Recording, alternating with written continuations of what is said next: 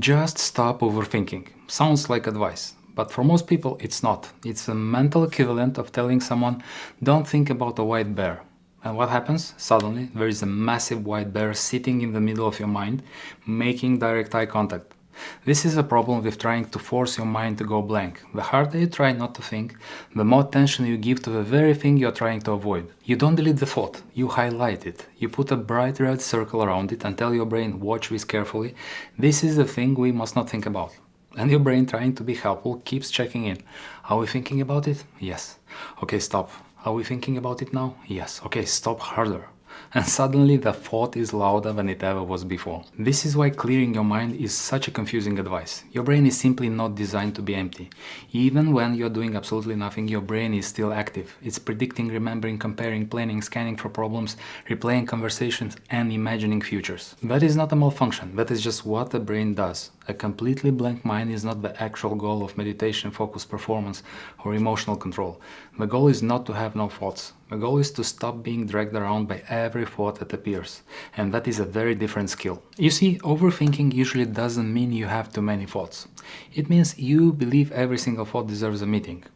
A thought appears, what if this goes badly? And instead of seeing it as a passing mental event, we treat it like an emergency corporate briefing.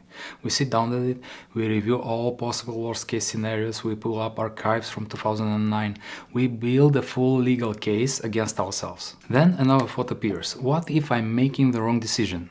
And now there is a second meeting, then a third, then a fourth. At some point we throw our hands up and say, I can't stop overthinking. But the problem isn't that thoughts are appearing, the problem is that we keep attending every single meeting. High performers don't have empty minds, that's a fantasy. A surgeon before a difficult operation is not mentally blank, they still have thoughts, they still experience doubt, noise and pressure. The difference is they don't try to fight the noise until it disappears. They learn to act with the noise in the room. That's the skill, not mental emptiness. There is a massive difference between I must stop thinking before I can act and I can act while thoughts are happening.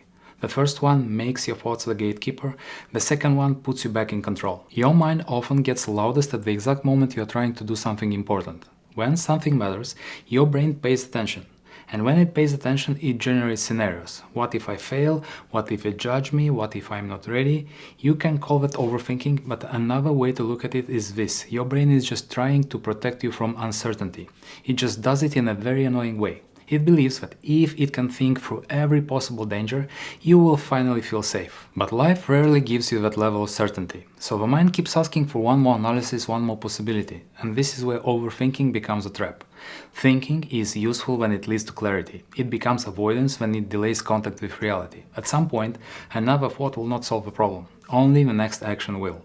So the question is not how do I stop thinking. The question is what relationship do I want to have with this thought. A thought can be present without being in charge. You can notice I'm having the thought that this might fail. Notice the phrasing, not this will fail, but I'm having the thought that this might fail.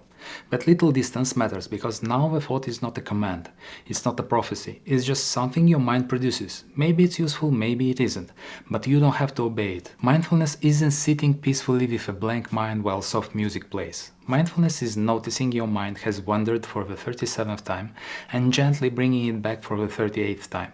It's not about never drifting, it's about returning again and again. In daily life that looks incredibly ordinary. You're working and your brain says, what if this isn't good enough? You notice it and you return to the sentence. You're exercising and your brain says, I don't feel like doing this today. You notice it and you return to the next rep. You're having a difficult conversation and your brain starts preparing a defense. You notice it and you return to listening.